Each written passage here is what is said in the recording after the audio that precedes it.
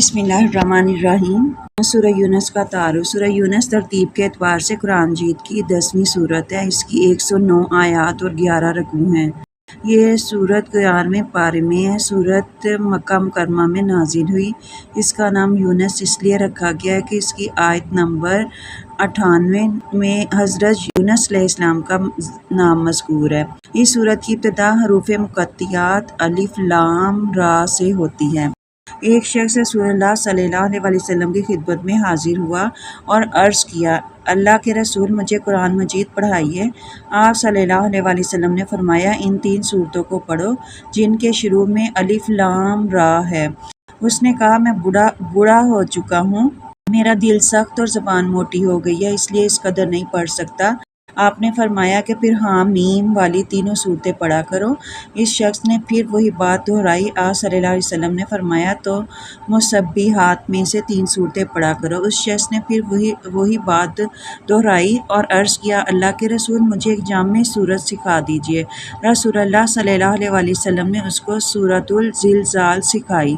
جب آپ صلی اللہ علیہ وسلم اس سے فارغ ہوئے تو اس شخص نے کہا، اس ذات کی قسم جس نے آپ صلی اللہ علیہ وسلم کو رسول برحق بنا کر بھیجا، میں کبھی اس سے زیادہ نہیں کروں گا۔ جب وہ آدمی واپس چلا گیا تو نبی اکرم صلی اللہ علیہ وسلم نے فرمایا، یہ ضعیف شخص کامیاب ہو گیا۔ سنن ابی داؤد حدیث نمبر ہے 1399۔ مرکزی موضوع۔ سورہ یونس کا مرکزی موضوع عقیدہ، توحید، رسالت، قیامت کا دلائل کے ساتھ اثبات اور مشرکین کے عقائد باطلہ کی تردید ہے۔ سورہ یونس کے بنیادی مضامین۔ سورہ یونس کی ابتدائی آیات میں قرآن مجید کی آیات کو کمال حکمت والی آیات قرار دیا گیا ہے۔ قریش کی حالت کے متعلق ارشاد فرمایا گیا ہے کہ یہ حکمت والی آیات جو اللہ تعالیٰ نے نبی اکرم صلی اللہ علیہ وسلم پر اتاری ہیں، چاہے تو یہ تھا کہ وہ اس کتاب کی قدر کرتے، لیکن وہ ضد اور عناد کی وجہ سے اس رسول کو نعوذ باللہ ساحر قرار دیتے ہیں۔ سورہ یونس میں اللہ تعالیٰ کی قدرت کاملہ اور توحید کے ثبوت پر تفصیلی دلائل دیتے ہوئے ارشاد فرمایا گیا ہے کہ وہی اللہ ہے جس نے سورج کو تیز روشنی والا اور چاند کو نور والا بنایا، چاند کی منزلیں مقرر کی تاکہ تم سالوں کی گنتی اور حساب معلوم کرو۔ اسی طرح دن اور رات کی تخلیق اور زمین و آسمان اور جو کچھ اس میں موجود ہے، ان سب کی تخلیق میں اللہ تعالیٰ نے بے شمار نشانیاں رکھی ہیں۔ اللہ تعالیٰ نے قیامت کا ذکر کرتے ہوئے فرمایا، جب اللہ تعالیٰ ان کفار کو قیامت کے دن اکٹھا فرمائے گا تو انہیں دنیا میں گزری ہوئی راحت اور لذت والی لمبی زندگی اور طویل و ماہ و سال ایک مختصر گھڑی محسوس ہوں گے۔ ان کے معبود ان سے اظہار برات کریں گے، وہ کہیں گے تم ہماری عبادت نہیں کیا کرتے تھے، چنانچہ ہر شخص کو اپنے اعمال کا پتہ چل جائے گا جو اس نے آگے بھیجے تھے۔ کفار کے ان احوال کے بیان کے بعد بت پرستی کی تردید کے دلائل بیان کیے گئے ہیں کہ یہ کفار بھی جانتے ہیں کہ رزق دینے والا، کانوں اور آنکھوں کا مالک، زندہ کو مردہ سے، مردہ کو زندہ سے نکالنے والا اور ہر امر کی تدبیر کرنے والا صرف اللہ تعالیٰ ہے۔ اس کے باوجود یہ اللہ تعالیٰ سے نہیں ڈرتے۔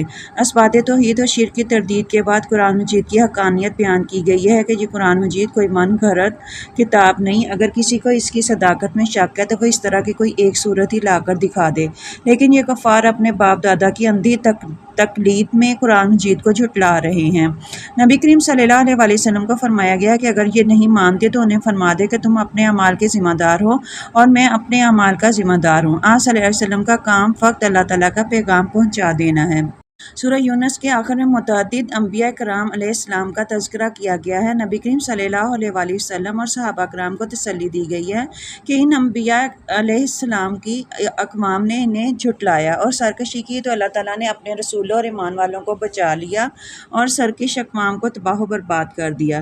دعائیں ہیں جسمانی اور روحانی امراض کے لیے۔ یا ایھا الناس، اے لوگوں، قد جاءتکم، کہ تمہارے پاس آ چکی ہے، موعظۃ، نصیحت، من ربکم، تمہارے رب کی طرح سے، وشفاء، اور شفا ہے، لما، اس کے لیے، فی الصدور، جو تمہارے دلوں میں ہے، وہدن، اور ہدایت ہے، ورحمت، اور رحمت ہے، للمومنین، مومنین کے لیے۔